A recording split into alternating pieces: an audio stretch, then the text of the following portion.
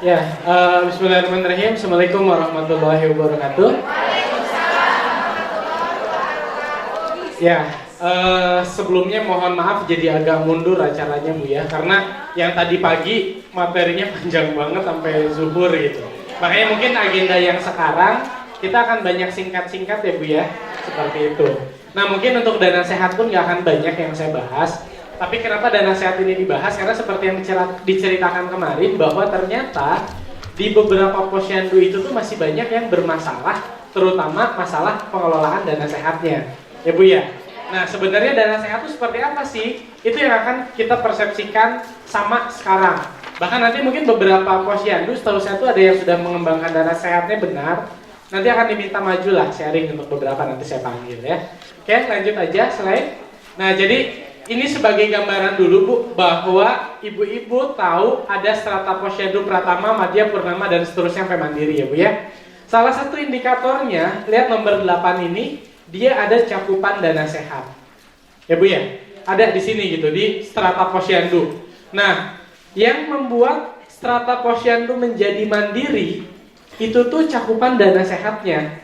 Karena kalau ngelihat Purnama sama Mandiri, semuanya tuh sama Bu, yang membedakan hanya dana sehat. Ya, nah dana sehatnya kalau di Mandiri cakupannya itu harus di atas sama dengan 50%. Jadi kalau udah 50% itu tuh udah masuk dana sehat. Nah apa sih dok maksudnya cakupan? Cakupan dana sehat itu berarti cakupan keluarga, karena kan kalau posyandu itu hitungannya keluarga ya Bu ya. Cakupan di sini nih, cakupan dana sehat itu tuh cakupan keluarga yang mengikuti dana sehatnya harus di atas 50% keluarga di area posyandunya ibu-ibu sekalian. Jadi contoh Bu, di posyandu A, di RW sekian itu, misalkan di posyandu A, jumlah kepala keluarga yang tergabung di posyandu A ada 50 kepala keluarga. Ya, misal seperti itu. Yang dikatakan 50%, setidaknya 25 keluarga itu tuh dia rutin bayar dana sehat 25 gitu. Nangkap ya Bu ya? Kalau cuma 20, belum, masih di bawah 50%. Itu cakupan ya. Jadi jumlah keluarga yang membayar premi dana sehat dibagi total keluarga yang ada di wilayah binaannya posyandu. Ya, ini sebagai gambaran umumnya. Next. Nah, bagaimana sih atau apa sih dana sehat itu? Dana sehat ini Bu, dia harus ada 3 syaratnya. Yang ini dikatakan dana sehat yang baik. Yang pertama, dana sehat itu tuh harus berdasarkan kesepakatan bersama. Jadi nggak bisa nih semena-mena, wah karena saya posyandu, saya nentuin dana sehat harus segini, semua harus setuju, nggak bisa.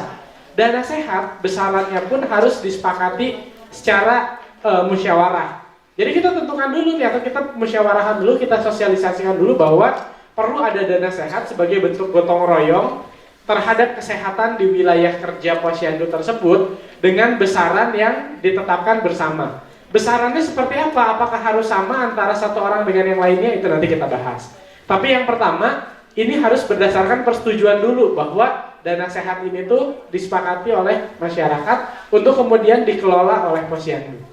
Itu yang pertama. Yang kedua, harus ada pengelolaannya. Ya, jadi kalau cuma misalkan ngumpulin doang dana sehat lewat kenceleng gitu ya, setiap posyandu dikumpulin, dikencelengin gitu kan, itu bisa jadi pengelolaannya pun kurang begitu baik. Kenapa? Karena kan ibu nggak tahu ada berapa keluarga yang kenceleng, tiap keluarga ada berapa preminya gitu ya. Atau kalau misalkan juga selama ini ada uang dari RW, ya udah uang dari RW itu cuma dipakai buat PMT dan itu nggak pernah ditulis berapa, pengeluarannya berapa, itu pengelolaannya kurang baik. Jadi dana sehat ini dia harus ada pengelolaan dananya secara baik. Pengelolaan itu seperti apa? Itu nanti yang akan dijelaskan berikutnya. Dan yang ketiga, gunanya itu untuk peningkatan derajat kesehatan Bu. Jadi dana sehat itu bukan untuk operasional posyandu saja. Ya. Jadi dana sehat itu bukan dana yang digunakan untuk bikin PMP aja, bukan. Walaupun itu bisa gitu. Lalu bisa buat apa lagi? Apapun yang bisa meningkatkan derajat kesehatan yang poin-poinnya nanti saya ceritakan di belakang.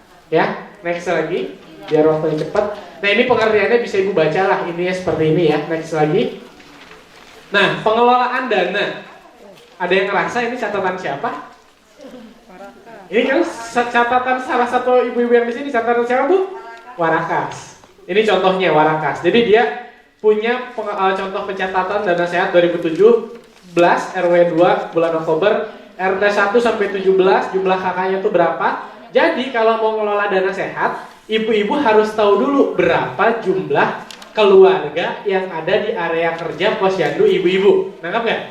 Ya, kayak misalkan kan ini nih RW 2 ada RT 1 sampai RT 17, di masing-masing RT ada berapa kepala keluarga. Nangkap ya Bu ya? Nah setelah itu jumlah kakak yang berpartisipasi di dana sehatnya berapa? Ketahuan kan? Oh ini berarti 12, contoh lah 278 totalnya nih. Di bawah 278 dibagi 730 udah 50% apa belum? Belum. Kehitung ya. Jadi cakupannya itu segimana? Ya. Ini contoh, salah satu contoh pengelolaan. Itu kan ada jumlah dan seterusnya sampai saldo berapa.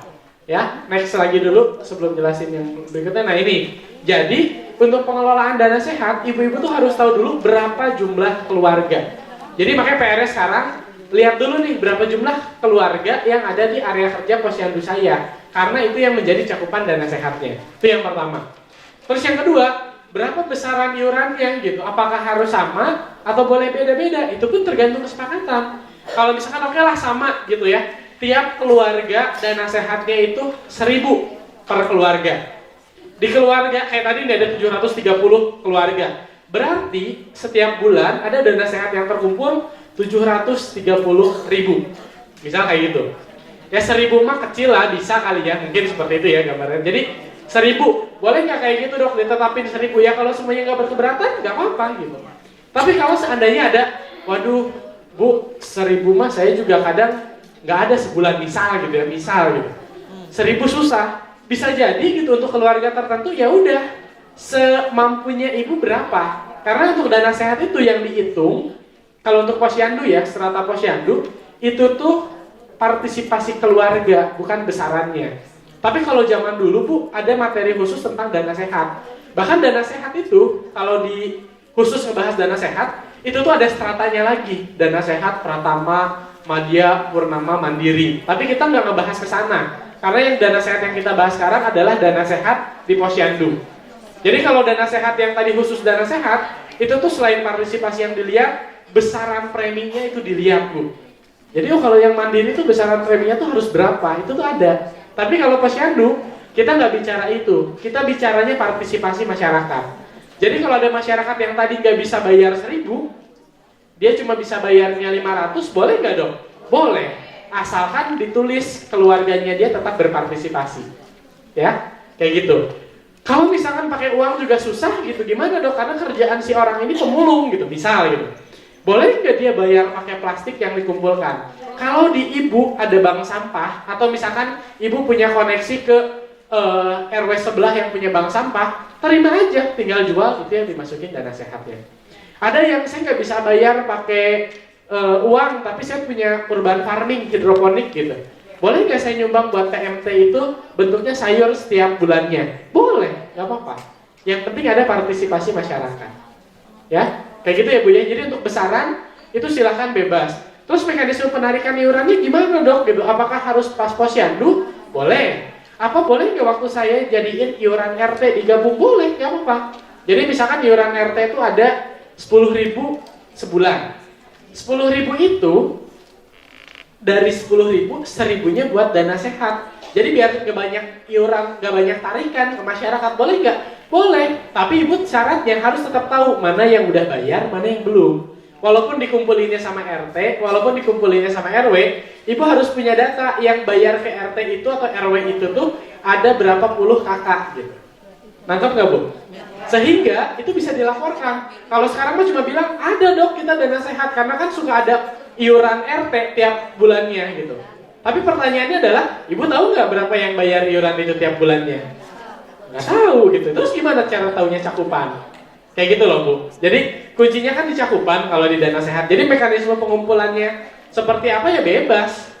Yang penting ibu tahu ada berapa uang yang terkumpul dari berapa anggota keluarga, dari berapa jumlah kepala keluarga atau jumlah keluarga.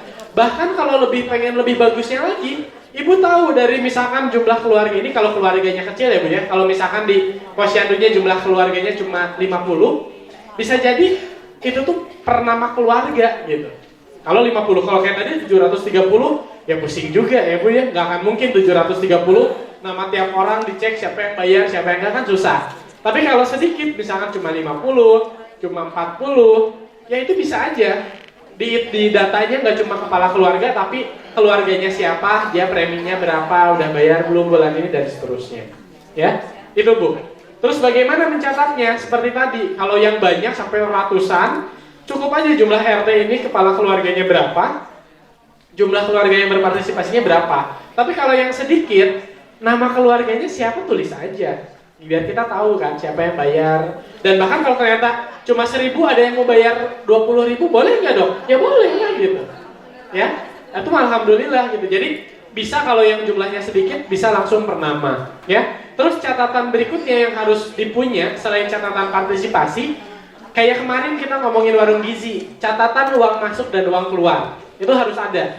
Jadi uang masuk bulan ini berapa, ada pengeluaran untuk apa, misalnya PMT, ada pengeluaran untuk apa lagi, dan seterusnya. Itu harus ada catatannya sampai akhirnya kita tahu saldonya berapa. Ya, jadi catatannya selain yang jumlah kakak yang berpartisipasi, harus juga ada catatan pengeluaran uang masuk dan uang keluar. Ya, itu dana sehat yang benar, pencatatannya seperti apa. Lalu digunakan untuk apa saja? Slide. Nah, jadi Bu, penggunaan dana sehat ini tujuannya itu untuk meningkatkan derajat kesehatan masyarakat. Jadi bukan untuk posyandu saja. Goalnya lebih besar lagi, tapi lebih ke derajat kesehatan masyarakat. Sehingga dana sehat itu bisa dipakai buat pemberian makanan tambahan, bisa, jelas. Terus bisa dipakai nggak buat biaya penyuluhan kesehatan, ngundang dokter atau ngundang siapa? Boleh. Boleh dipakai nggak kalau ada orang sakit di lingkungan ibu nggak punya uang gitu ya, harus dirawat 5 hari gitu, dia nggak punya BPJS karena belum daftar gitu, dan harus ngabisin uang sekitar 2,5 juta. Boleh nggak pakai dana sehat? Boleh. Nggak apa-apa. Ya. Boleh nggak buat nganter orang sakit? Dia punya BPJS, tapi untuk bawa pasien ini ke rumah sakit harus nyarter angkot gitu. Boleh nggak buat nyarter angkotnya? Boleh. Ya. Boleh nggak buat bikin tempat sampah? Karena di sini kayaknya tempat sampahnya kurang dan jadinya tuh sampah di mana-mana berantakan. Boleh Bu. Bahkan sampai ke fogging gitu, pemberantasan penyakit itu juga boleh. Ya, yang meningkatkan derajat kesehatan. Tapi boleh nggak buat bangun gedung posyandu atau buat bangun jalan? Ya janganlah, karena kan itu tidak langsung. Jadi yang langsung berhubungan dengan kesehatan. Kalau tempat sampah mah langsung lah berhubungan dengan kesehatan. Buat beli timbangan dacin langsung berhubungan dengan kesehatan.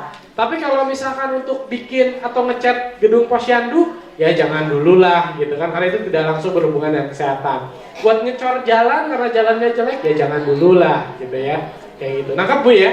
Jadi dana sehat itu bukan hanya untuk posyandu saja, tapi harus bisa dioperasionalkan untuk memenuhi kebutuhan-kebutuhan yang fungsinya untuk meningkatkan derajat kesehatan. Jadi lebih luas lagi, ya. Ibu kader nganterin pasien berobat ke rumah sakit, boleh nggak buat ngongkosin ibu kadernya? Nah, boleh. Itu dana sehat, ya Bu ya. Boleh nggak dana sehat ini dipakai buat modal bikin warung gizi? Boleh banget.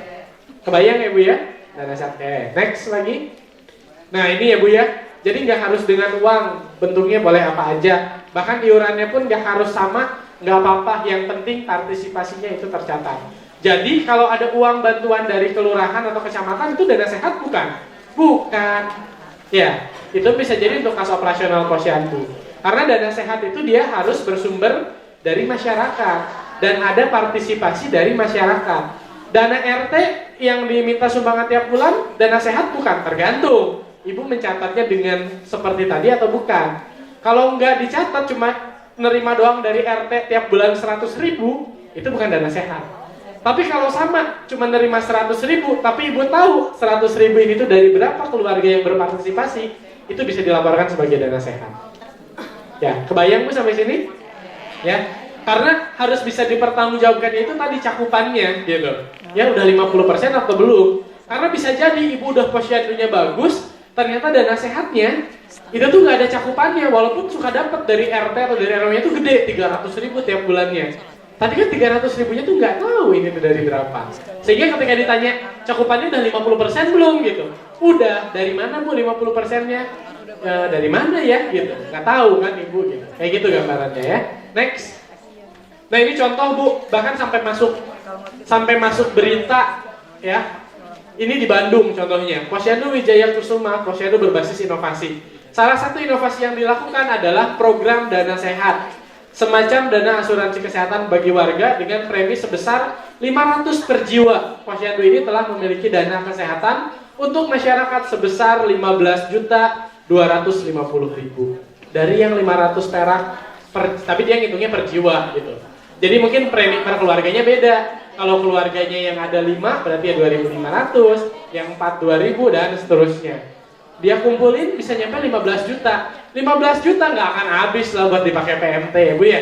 Pasti bisa ngebantu bayarin ambulan, bayarin apa dan lain sebagainya untuk kesehatan. Ini tuh kayak jadi dana abadi kesehatan di lingkungan RT atau RW di mana area kerja posyandu itu berada. Ya. Next lagi. Nah, manfaatnya apa sih Bu kalau ada dana sehat dan terkelola dengan baik? Yang pertama, ada dana Bu, ya. Jadi ada dana yang tersedia sewaktu-waktu di daerah Ibu butuh bantuan kesehatan. Ya, kebayang nggak ada orang sakit gitu ya, dia perlu dibawa ke rumah sakit, orangnya nggak punya uang. Bayarnya dari siapa kalau kayak gitu? Kasihan kan? Pas minta, coba ada nggak kas posyandu dana sehat? Oh nggak ada dananya juga gitu. Repot ya Bu ya gitu. Beda cerita kalau ini ada punya, ya udah kasih. Terlepas nanti apakah dia harus ganti atau enggak, itu mekanismenya diatur oleh ibu-ibu sendiri. Terus yang berikutnya ini tadi, pelayanan kesehatan lebih baik karena kan akhirnya orang bisa mengakses layanan kesehatan dengan lebih baik. Yang kedua, bisa dipakai juga buat pembangunan kesehatan kayak tadi lah tempat sampah, ya. Terus bisa buat modal usaha dan lain sebagainya. Terus juga ada rasa kebersamaan gitu, karena ibu sebagai masyarakat nggak berpikiran terhadap dirinya sendiri. Dengan adanya dana sehat, ibaratnya itu ada dana jaminan. Kalau seandainya ada apa-apa dengan warga, ada bantuan dana yang mengcover gitu. Jangan sampai gitu ya, warga kita kena rentenir Bu gitu. Ya, sekarang kan rentenir bahkan sampai rentenir online, tahu nggak Ibu? Pernah dengar nggak ceritanya? Ada orang terlilit hutang, butuh bantuan, akhirnya dia download aplikasi, minjem uang gitu. Sampai akhirnya diteror ke semua keluarganya lewat si rentenir online ini gitu. Jadi kan kalau ada dana sehat gitu, itu tuh bisa ke-cover dulu. Ya mudah-mudahan sih diganti gitu, tapi kalaupun nggak diganti ya udahlah kan terus nambah dananya tiap bulan. Itu Bu, rasa kebersamaan. Next lagi. Nah, bagaimana pembentukannya? Pembentukannya sih kalau misalkan yang belum ada nih sekarang mau bikin dana sehat. Yang pertama tentu harus ada persiapannya. Persiapannya tuh apa? Oh berarti kalau mau ada dana sehat, saya harus kontak kemana? Ke RT atau ke RW untuk menjelaskan tujuan saya seperti apa. Nanti selanjutnya setelah itu dari pihak pemegang kekuasaan, baik itu RT atau RW, dia ngerapati nih sama warga. Oh iya kita sepakati dana sehat sekian. Habis itu pelaksanaan, pengumpulan dilakukan dan bisa dipakai buat tadi ya peningkatan derajat kesehatan yang apa aja. Habis itu ada pembinaan. Siapa yang melakukan pembinaan dana sehat? Harusnya puskesmas. Ya, jadi yang melakukan pembinaan dana sehat itu ya puskesmas atau pihak kelurahan atau kecamatan. Yaitu pembinaan dari mereka. Next lagi. Nah, terus ada evaluasi juga. Jadi setiap bulannya, baik itu ibu-ibu kader sendiri, itu melakukan evaluasi. Kenapa ya dana sehat kita cakupannya segini gitu? Terus kenapa ya dana sehat kita kemarin boleh dipakai buat ini atau terlalu banyak pengeluarannya buat ini yang sebenarnya ini tuh nggak terlalu perlu, misal seperti itu. Jadi evaluasi itu perlu dilakukan setiap bulannya. Apakah sudah benar penggunaan dana sehat setiap bulan yang ibu-ibu lakukan tuh tepat sasaran gitu? Atau seperti apa? Itu harus ada evaluasinya. Dan harus ada pencatatan dan pelaporan yang seperti tadi saya jelasin. Dan yang terakhir ada ukuran keberhasilan. Ukuran keberhasilan Bu ada dua. Yang pertama ada kuantitas dan yang keduanya itu ada kualitas. Kuantitas itu apa Dok? Kuantitas itu tuh jumlah. Jadi Ibu harus punya ukuran keberhasilan, misalkan jumlah itu apa? Jumlah keluarga yang berpartisipasi itu kuantitas. Jadi dari 100 warga saya harus 50% gitu. Berarti harus ada 50, itu ukuran keberhasilannya. Bisa dari jumlah warga yang berpartisipasi. Bisa yang keduanya dari jumlah dana yang terkumpul. Ya, misal apa? Oh targetnya tiap bulan terkumpul dana sehat 500.000. Jadi ukuran keberhasilan itu jumlah. bisa jumlah uang, atau bisa jumlah keluarga yang berpartisipasi. Kalau kualitas apa dok? Kualitas itu tuh contohnya berkurang permasalahan gizi di wilayah X gitu. Itu kualitas. Jadi dari dana sehat yang ada, dana sehatnya tuh gara-gara sering dipakai PMT, jadi angka gizi kurang itu semakin gak ada di wilayah posyandu itu. Itu kualitas. Kualitas tuh lebih ke arah nggak ada yang gizi buruk, nggak ada persalinan yang tidak bisa ditolong oleh tenaga kesehatan gitu. Lebih ke sana. Tapi kalau kuantitas dia lebih kepada jumlah, berapa warga yang ikut iuran, berapa jumlah uang yang terkumpul, dan seterusnya seperti itu. Next lagi, back lagi, ya. Nah bicara dana sehat Bu, terakhir saya pernah ngobrolin dana sehat di ujian sidangnya Mbak Hanifah. Jadi Mbak Hanifah tuh baru S2, baru lulus S2. Kebetulan dulu saya yang ujinya gitu. Nah di situ ada seorang profesor, ada orang Kemenkes, ada profesor juga dari UI yang ngomongin salah satunya dana sehat. Si profesor itu bilang gitu ngomongin dana sehat kata dia ya, sampai kapanpun itu nggak akan berhasil katanya. Kenapa gitu? Karena harusnya dana sehat itu tuh dibangun kayak infak-infak yang ada di masjid. Coba deh bayangin kalau di masjid gitu, orang tuh datang ke masjid, ngeluarin uang, kadang uang itu nggak sedikit kan, bisa 10.000, 50.000, 100.000, hampir kas-kas masjid tuh tiap bulan tuh kan jutaan ya Bu ya. Ada yang 4 juta, 5 juta, 10 juta, 15 juta gitu. Tapi kenapa sih kalau untuk urusan dana sehat paling-paling berapa sih sebulan? Cuma 100.000 gitu dan sebagainya. Ya, sehingga apa? Yang saya dapat poinnya dari situ, kenapa sih orang-orang di masjid mau mengeluarin uang sebegitu besarnya, dan bahkan dia mah nggak mau tahu lah, nggak perlu dicatat, nggak perlu apa, yang penting saya ngeluarin gitu. Karena ada rasa yang muncul dalam diri orang yang mau infak itu, bahwa ketika dia mengeluarkan dana ini tuh akan dipakai untuk kepentingan jamaah, untuk kepentingan orang-orang yang membutuhkan, dan begitu saya mengeluarkan itu tuh adalah bagian dari ibadah. Nah sebenarnya dana sehat kalau mau didorong pengumpulannya lebih banyak, harusnya pun didorongnya ke arah itu, ke gotong royongannya gitu, bahwa ini tuh bagian dari tanggung jawab sosial yang Bapak Ibu berikan, bahwa dengan memberikan hal seperti itu pun itu bagian jadi ibadah gitu. Jadi yang kedorongnya itu dana sehatnya itu jangan sebagai kewajiban gitu, tapi sebagai tanggung jawab sosial, infak semua masyarakat yang ada untuk mengeluarkan dana sesuai dengan kemampuannya.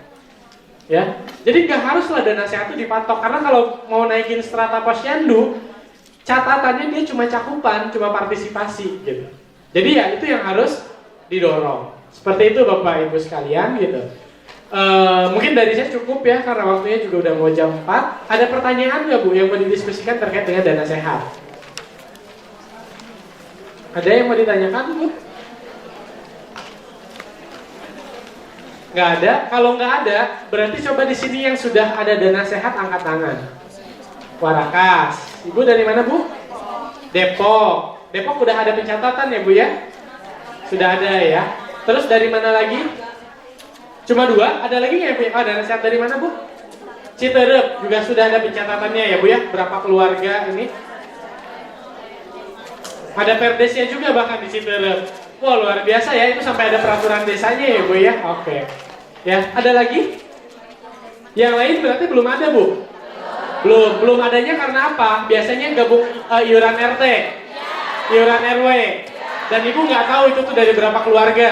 Nah nanti berarti tahu semua bayar. Nah berarti ada pencatatannya Bu, tinggal dibikin catatannya. Jadi kayak misalkan nih, Ibu dapat 500, berapa biasanya Ibu dapat per bulan? 60.000 dari berapa RT? Oh, satu RT 50 warga. Posyandunya per RT. Jadi per RW. Jadi total itu sekitar dapat 200-an per bulan. Nah, nanti itu tinggal dicatat. Jadi kan itu iuran RW nih, misalkan tuh. Nah, di RW itu ada berapa keluarga? Contoh ada, ambillah 200 ya Bu ya. Dari 200 keluarga ini per per preminya buat kesehatan berapa per orangnya? 10.000. 1000 kali 200 berarti kan harus ada 200.000. Nah berarti kalau dia udah nyampe 200.000 harusnya 200-200-nya gitu. Ya kan? Jadi tinggal dicatat. Kecuali kalau misalkan jumlah preminya beda-beda, itu kan nggak bisa di 200.000 bisa jadi cuma dari 10 orang. Kecuali kalau dipukul rata, itu tinggal dibagi aja gitu ya. Nah jadi kebanyakan saya rasa hampir di setiap RT RW itu tuh suka ada iuran yang dimana iurannya tuh ada dana buat kesehatan gitu. Ya, nah dana kesehatannya ini tinggal ibu catat gitu cakupannya berapa. Sekarang tinggal merapihkan pencatatan Bu, ya. Dan yang kedua sebenarnya harus ada inovasi juga supaya ibu-ibu punya dana sehat nggak cuma dari iuran RT RW. Karena kalau dari iuran RT RW cukup nggak Bu? Enggak. Ya makanya perlu ada dana sehat tambahan di luar dari partisipasi masyarakat yang sifatnya infak kesehatan tadi Bu. Ya itu yang harus didorong. Atau dari wirausaha yang ibu-ibu sekalian bangun gitu ya. Kayak paling itu ya Bu ya. Jadi sekarang ngerti ya dana sehat ya. Pencatatannya kayak gimana ya Bu? Silakan.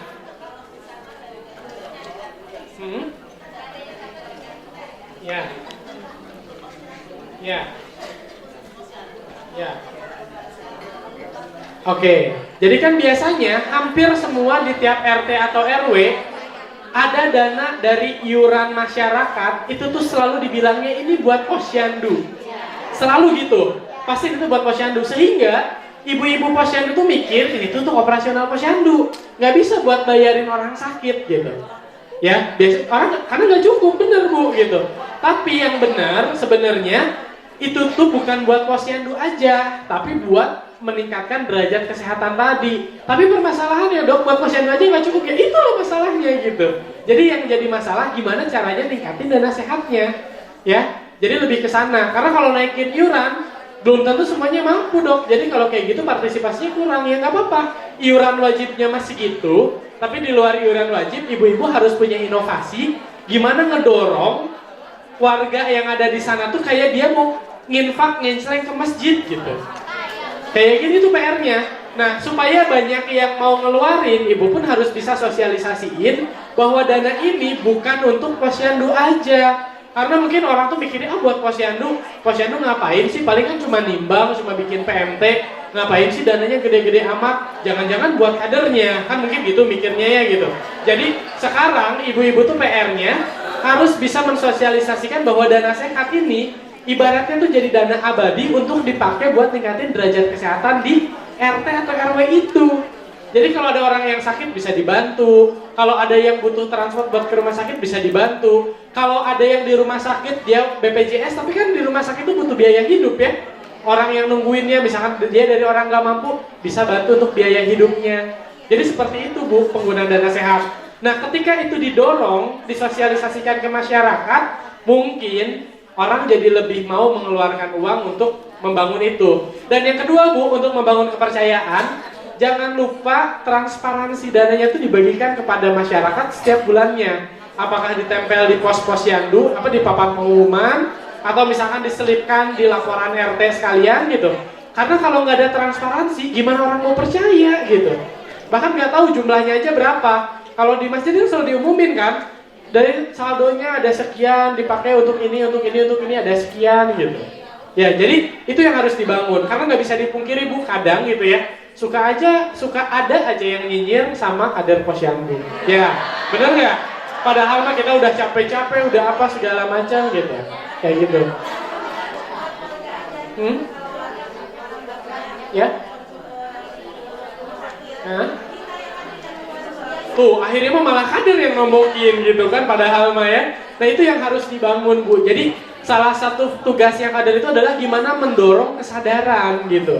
Masyarakat cara mendorong kesadaran gimana ya sosialisasikan yang baik dan yang kedua transparansinya yang bagus gitu. Ya itu Bu paling dari saya. Tapi sekarang saya rasa udah tahu lah konsepnya semua ya. Tinggal pencatatan yang baik, pengelolaan yang baik, pelaporan yang baik, sama mendorong kesadarannya bahwa dana sehat itu tidak semata buat posyandu. Ya kayak gitu. Oke mungkin itu saja dari saya. Tadi saya pengen narik beberapa orang untuk bicara tapi waktunya udah sore. Ada satu lagi materi yang mungkin akan diulang terkait JKN Mobile Bu. Mungkin di sini beberapa orang kan sudah tahu, sudah pernah diajarkan tentang JKN Mobile. Tapi pelaksanaannya cuma sedikit yang ngerjain itu di lapangan gitu. Nah, makanya kita pengen evaluasi lagi gimana caranya supaya itu tuh bisa dilakukan. Ya. Oke, mungkin itu saja dari saya. Terima kasih ibu-ibu sekalian. Mohon maaf kalau ada kekurangan. Assalamualaikum warahmatullahi wabarakatuh. Nanti aja Bu trackingnya karena waktunya sudah terlalu mepet. Ibu-ibu masih ingat di tanggal 4 April kita bahas tentang Jaminan Kesehatan Nasional JKN. Masih dengan materi yang sama. Nah, di situ apa Bu terakhir pelajarannya waktu itu? Bikin JKN mobile. Sudah dilakuin belum? Belum, gitu ya. Oke. Ini kita percepat aja ya Bu ya, karena ibu-ibu juga udah punya materinya. Ini yang kedua kalinya.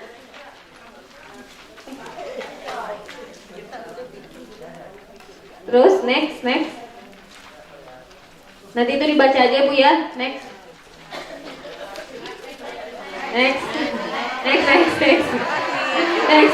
Senang ibunya senang. Back lagi. Nah ya ini back lagi sebelumnya. Nah di sini ada yang menjadi apa sih namanya garis besar. Ibu-ibu pernah baca kalau misalnya BPJS untuk kecelakaan lalu lintas itu bisa dapat BPJS apa enggak? Pernah nggak? Jadi sebenarnya bisa ditangani, dibiayai oleh BPJS nggak? Bisa, enggak, bisa. Bisa, enggak. Yang di sini? Nah ini bisa, ini? Bisa. Di sini? Di situ? Ya udah coba sekali ya, saya tanya. Yang jawab enggak siapa tadi? Yang jawab bisa mana? Oke, yang jawab bisa.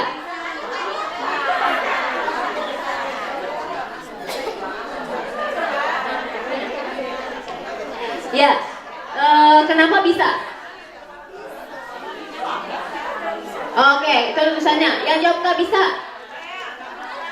Oke, Ibu dari Pinang. Benar ya? Ibu saya lupa namanya siapa? Ibu Tuti. Oh, Nunung. Jauh. Kenapa nggak bisa, Bu? Assalamualaikum warahmatullahi wabarakatuh. Terima kasih atas kesempatan. Langsung to the point kepada permasalahan. Saya kurang lebih 3 tahun yang lalu ibu saya kecelakaan ketubruk motor ya di depan Indomaret. Ketabrak motor, maaf orang Jerman lah ya, kesenggol. Kemudian mengalami patah tulang ya. Saya bawa ke rumah sakit. Kebetulan yang terdekat dari kejadian atau TKP itu rumah sakit swasta ya, langsung masuk UGD dan lain sebagainya. Padahal ibu saya memiliki kartu BPJS dengan notabene aktif dan tidak ada permasalahan dengan tunggakan. Terus sampainya di UGD ditangani, Bu, ini harus ada uang jaminan begini. Pak, gimana dengan BPJS-nya? Ini hanya untuk sekedar pemeriksaan aja, katanya selebihnya ibu harus diadakan tindakan operasi karena mengalami patah tulang di kaki. Karena saya juga namanya kadang orang darurat sakit seperti berpikir harus segera cepat kan ya. Ya udah apa yang terbaik dok lakukan. Nah, masalah BPJS mungkin saya coba besoknya. Karena kebetulan udah sore juga dari pihak adminnya itu sudah tutup. Setelah besoknya 2 hari kemudian ibu saya sudah agak pulih kondisi mungkin untuk ambil tindakan operasi. Ternyata BPJS tidak bisa untuk mengcover operasi tersebut. Hasil saya bayar sendiri tunai 96 juta. Banyak ya Bu ya? Duit Bu? Duit kertas? Oh itu kertas? Ya, jadi di sini memang ada yang bisa dibiayai oleh BPJS dengan catatan pertama dia mendapatkan surat rekomendasi dari kepolisian dan tidak ditanggung oleh Jasara Harja. Karena kecelakaan lalu lintas itu biasanya asuransinya di Jasara Harja. Kayak gitu. Seandainya misal setelah ibu cek ke Jasara Harja, oh ini tidak ditanggung, itu akan ditanggung oleh BPJS. Kayak gitu. Oke Bu? Aman? Aman? Sudah aman? Aman. Oke. Ini masih ingat mobil JKN? Masih? Ini Bu, ini goal kita nih Bu hari ini. Ibu-ibu harus mampu. Ibu-ibu mampu untuk menggunakan mobile JKN. Tapi di sini Azizah nggak sendirian, Bu. Jadi di sini itu sudah ada yang menggunakan mobile JKN di daerahnya, di daerah binaannya Asra. Itu dari Lengkong Kulon. Daripada berlama-lama, kita langsung panggilkan saja untuk Teh Yuli dan Lengkong Kulon untuk menemani Azizah menjelaskan tentang mobile JKN dan bercerita gimana sih di daerahnya kok bisa dilakuin mobile JKN-nya ke masyarakat kayak gitu. Boleh untuk Teh Yuli dipersilahkan. Tepuk tangan dulu dong buat Teh Yuli. Mana? MC-nya mana ya? MC-nya mana? Wiwi.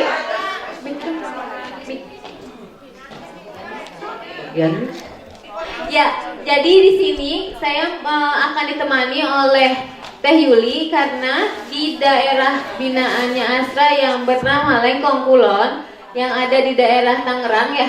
Tuh, asik. Asik ya di depan kita berdua. Ya di daerah binaannya Asra itu sudah menjalankan mobile JKN selama berapa bulan? Alhamdulillah setelah pelatihan itu kami langsung laksanakan di Posyandu dan Pospindu. Oke, langsung dilaksanakan Posyandu dan Pospindu. Nah di sini, dia akan menjelaskan Teh Yuli akan menjelaskan tentang gimana sih pelaksanaan yang ada di sana. Boleh diceritakan biar teman-teman atau ibu-ibu di sini bisa tahu dan bisa melakukan juga di daerahnya masing-masing. Untuk Teh Yuli dipersilakan. Oke, terima kasih Mbak Jiza. Assalamualaikum warahmatullahi wabarakatuh. Masih semangat ya ibu-ibu? Aduh kasihan banget saya dikasih materi terakhir, udah lemes, udah lapar, udah pengen pulang. Saat ini perkenalkan, nama saya Yuli Surastri. Saya berasal dari KBA Lengkong Kulon, tepatnya Posyandu Melati 3. Pada kesempatan ini saya diberikan waktu untuk menjelaskan tentang aplikasi mobile JKN. Langsung di slide-nya aja kali kayak. Oke. Iya, setelah kita bulan kemarin mendapatkan materi tentang aplikasi mobile JKN, kami di Posyandu Melati 3 langsung melaksanakan buka pelayanan BPJS di meja ke-6. Iya. Dan alhamdulillah Bu, minat masyarakat tuh responnya sangat tinggi. Ketika Posyandu kita umumkan di masjid, di media sosial bahwa di Posyandu dan di Pospindu ada pelayanan pendaftaran BPJS secara gratis. Pada saat itu masyarakat pun berduyun-duyun untuk datang gitu. Dengan antusiasnya banyak sekali Bu. Cuma di situ ada beberapa kendala. Di antaranya yang pertama nomor induk tidak terdaftar di Dinas Penduduk Catatan Sipil, sehingga proses registrasinya tidak bisa dilakukan di mobile JKN. Yang kedua yaitu salah satu anggota keluarga sudah terdaftar BPJS non PBI atau PBI gitu. Jadi udah ada salah satu keluarga, misalkan anaknya bekerja gitu, jadi BPJS-nya sudah dibayarkan oleh perusahaan, jadi mengurusnya juga harus ke kantor BPJS. Caranya sangat mudah banget untuk mendaftar di mendaftar di mobile JKN ini Bu ya. Bagi yang belum mempunyai BPJS sama sekali itu lebih cepat prosesnya. Pertama, masyarakat itu hanya disuruh membawa kartu keluarga. Iya, kartu keluarga. Ini dia Pak, nggak kelihatan tulisannya. Dasar agak buta saya. Nah, kartu keluarga, alamat email sama nomor telepon. Poin itu saja sudah cukup bisa mendaftarkan masyarakat untuk peserta BPJS. Berarti nggak harus pakai KTP? Karena di kartu keluarga itu sudah lengkap, ada nomor induk KTP, Benar. Dan ini Bu, kadang salah satu dari kartu keluarga itu kita misalkan ada empat anggota keluarga ya, misalkan satu kepala keluarga dan 3 anggota. Salah satunya misalkan kepala keluarga nomor induknya waktu kita daftar di yang pendaftaran pertama itu, coba Kak Jijah lagi. Terus, Oke. nah iya. Dari pendaftarannya itu misalkan nomor, bukan yang ini Kak Ajijah, yang pendaftaran yang tadi nggak apa-apa. Jadi nomor induknya salah satu keluarga itu tidak terdaftar di Dinas Penduduk Catatan Sipil di NIK-nya, kita coba nomor induk istri. Kalau nomor induk suami tidak terdaftar, kemungkinan nomor induk istri bisa. Dan kalau nomor induk istri terdaftar, itu akan muncul semua Bu, nama anggota keluarga, dari kepala keluarga, istri, dan misalkan kedua anak, itu akan muncul semua. Setelah itu kita masukkan, kalau ini untuk registrasi ini ya Kak Jijah, untuk peserta pendaftaran baru ada nggak? Di awal ya tadi. Ada yang punya aplikasinya? Untuk ya. Nah, coba Bu dibuka juga Bu. Iya. Jadi bawa HP Kak. Untuk peserta pendaftaran baru Ya, yang dicoba. Ya. ini coba baru pintu. Nih, pendaftar baru itu dia ada nomor NIK sama Iya. ada angka Captcha-nya ya. Iya. Ya, di sini itu Bu, aduh nggak kelihatan Kak Jijah, kasihan gimana ini. Kita memasukkan nomor induk KTP di sini Bu, masukkan. Terus masukkan nomor captcha-nya itu, kita cek. Nanti di sini akan mengecek secara otomatis bahwa nomor induknya sudah terdaftar atau belum di Dinas Penduduk Catatan Sipil. Kalau sudah terdaftar, langsung diproses, langsung keluar semua nama anggota keluarga yang belum terdaftar BPJS. Nah, setelah itu kita langsung mengisi form yang selanjutnya. Nah, formnya itu isinya sama Bu, kayak gini juga. Iya. Ada nomor KTP, ada tanggal lahir, nama ibu kandung, email, itu ada juga, itu nomor handphone sama password. Password untuk bikin akunnya. Kayak gitu. Iya, betul Kak Ajijah. Nah, setelah ini kita daftar ke sini, terus kita setelah kita nanti setelah semuanya beres Bu, misalkan nomor telepon sudah masuk, email sudah masuk, dan akhirnya seperti ini, akan keluar data Anda berhasil didaftarkan. Langkah berikutnya adalah verifikasi email. Silahkan buka email. Nanti virtual account-nya dia masuk ke email kita Bu. Jadi virtual account itu nomor yang buat bayar kita pertama BPJS, iuran pertamanya. Itu keluar angkanya semua. Misalkan kalau kartu keluarga 4-4-nya keluar. Nah, iya. Setelah itu untuk mempermudah kita menggunakan mobile JKN, nomor virtual account-nya Kak, kan di sana nanti ada contohnya nggak Kak? Nih, 8888. Iya. Itu untuk pendaftaran pertama akan muncul angka 888, kemudian nomor di angka belakangnya. Itu kalau itu tandanya kita sudah terdaftar untuk pertama kalinya di BPJS. Untuk memasukkan ke verifikasi pendaftaran ke sini Bu, kita harus mengganti angka 8 yang 5 di depan dengan angka 0.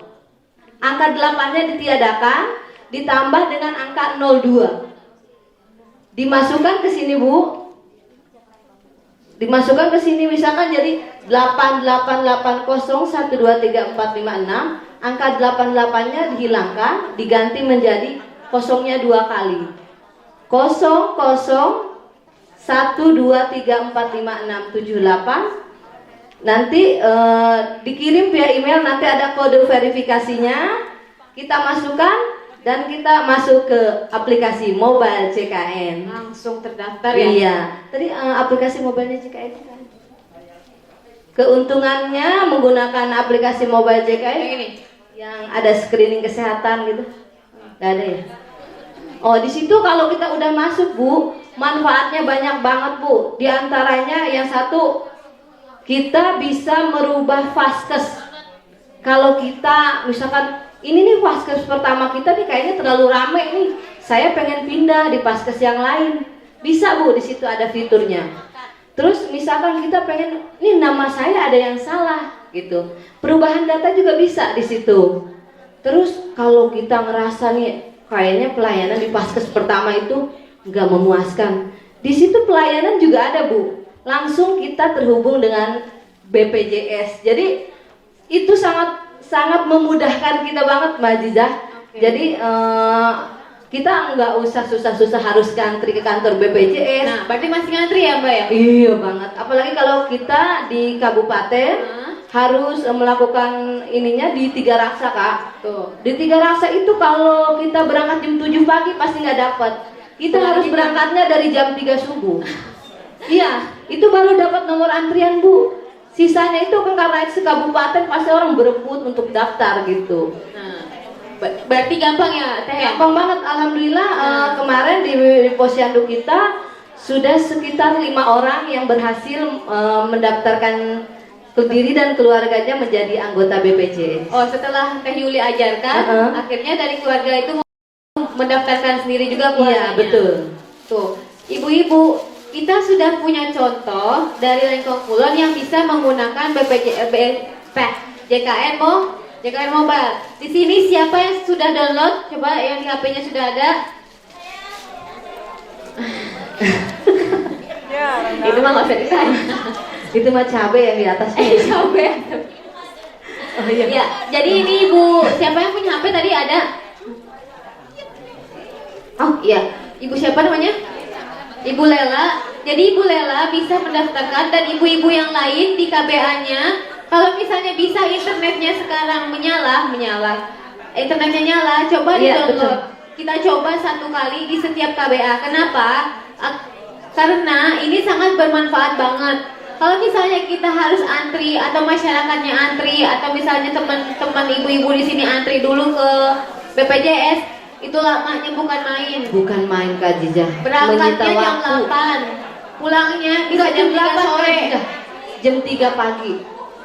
Kalau aku jam 3 pagi, kalau nggak jam 3 pagi nggak dapat nomor antrian. Nah itu, kalau bisa makanya di-download, nanti setidaknya pas keluar ini kita cek ibu-ibu sudah ada yang bisa.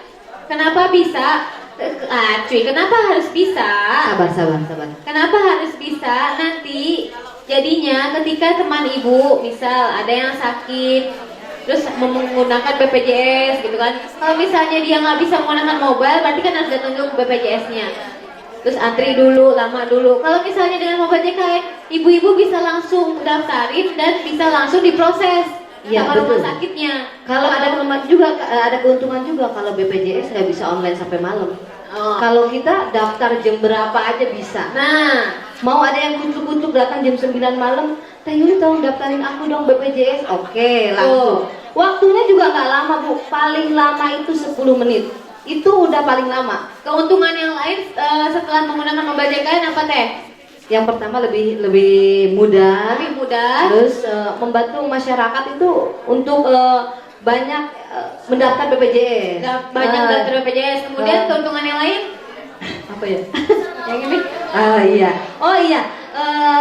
Kami melakukan pendaftaran BPJS sebenarnya secara gratis, Bu ya, di Posyandu dan Posbindu. Namun dari masyarakat ada semacam kasih uang pulsa, uang kuota untuk kegiatan Posyandu dan Posbindu. Dan alhamdulillah dana itu masuk ke jadi dana kas kami, penambahan dana kas kami untuk Posbindu dan Posyandu. Ya begitu, Bu. Oke. Ada yang bingung, enggak? Coba nanya gitu. Gimana ibu-ibu? Bisa nggak nanti ini? Kalau misalnya ibu-ibu tidak bisa, maksudnya masih dalam masa kesusahan atau kesulitan dalam membuat mobile JKN ini, ibu-ibu bisa menghubungi. Ini ada call centernya. Mobile JKN saya. Nah ini. Nah ini Bu, tadi keuntungan dari setelah kita buka mobile JKN itu dia ada peserta. Pesertanya itu ada ubah data peserta kalau namanya salah tadi ya Teh ya? Betul. Kemudian tagihan misal Ibu bulan ini harus bayar berapa, itu bisa ketahuan. Kemudian pelayanan ya tadi Teh Yuli bilang pelayanannya bisa diganti, misalnya dari vaskes pertama mau diganti kemana gitu, itu pasti bisa diganti di mobile JKN. Itulah banyak banget fungsinya penggunaan JKN mobile ini. Makanya kita meminta ibu-ibu untuk bisa menggunakan mobile JKN. Pasti di sini juga udah punya ya kartu BPJS ya? Sudah. Siapa yang punya boleh angkat tangan? Banyak banget. Nah, yang udah punya kartu BPJS pun bisa mendaftarkan untuk JKN mobile. Jadi ketahuan, nggak double. Jadi kita bisa ngecek tagihannya berapa, gitu. Oh, gratis. Oh, ya, ampun. Ya. Jadi kalau misalnya nanti yang membayar bisa membayar setiap bulannya yang ada 39.000, 49.000 gitu ya, 79.000. Nah, di situ tagihannya bisa kelihatan juga. Kayak gitu, Bu. Kenapa Ibu? Oh iya. Nah, ini seandainya ibu-ibu mulai bingung, bisa menghubungi ini, atau bisa juga menghubungi Instagramnya Lengkong Kulon, atau menghubungi Teh Yulinya langsung. Iya, betul. Atau menghubungi kita langsung. Aziza, bisa Hanifah, bisa Aini. Ada Teh Aini, ada siapa sih kamu namanya? Lini. Saking banyak ii-nya.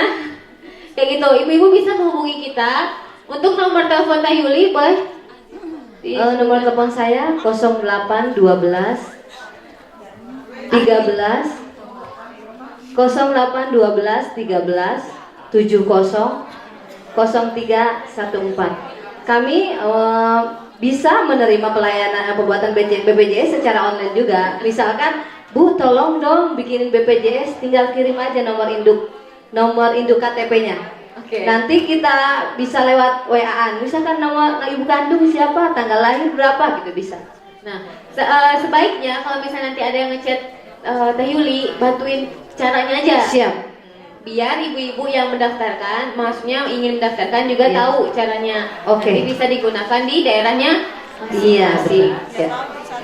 Diulang lagi nomornya boleh Teh Yuli? 0812 13 70 03 14. Iya, dari Lengkong Kulon, Bu.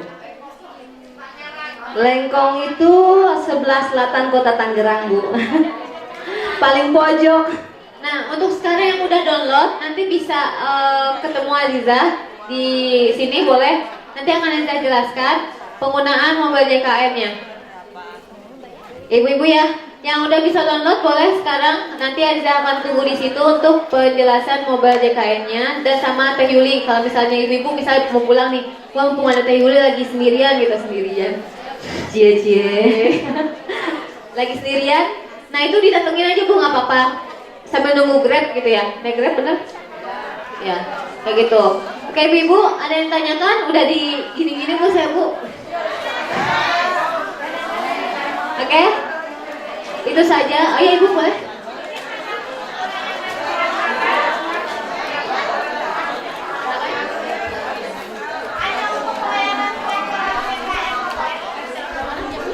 Maaf ya Ibu kalau bengok-bengok kurang sopan. Iya, nggak apa-apa. Maksudnya yang saya pertanyakan ini hanya untuk pelayanan pendaftaran JKN Mobile Talk, bukan untuk pelayanan pengurusan seperti terjadi problemnya masalah kapasitas apa penggunaan anggota BPJS tersebut. Misalkan ada anggota kita posyandu, pasien kita yang sakit, kemudian perlu bantuan kita karena dia juga tidak paham menggunakan kartu BPJS tersebut, tapi ternyata di rumah sakit itu sampai sekarang ada, saya juga pasien anggota posyandu yang masih terbengkalai, belum bisa dilayani oleh pihak rumah sakit. Itu aja, terima kasih. Wah, betul gitu katanya. Ya, jadi mobile JKN ini ibu sebelumnya udah punya kartunya? Sudah punya kartunya? Sudah pernah diurus ke rumah sakitnya? Sudah. Berarti yang masalahnya berarti sekarang apa tuh? Apanya terbengkalai berarti?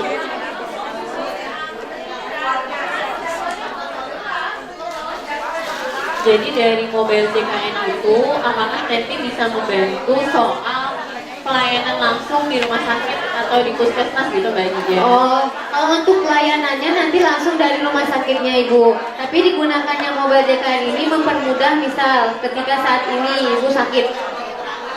Pendaftaran dan bisa mendapatkan langsung kartunya. Jadi misal setelah Ibu mendaftarkan, dan kan pasti butuh kartunya ya.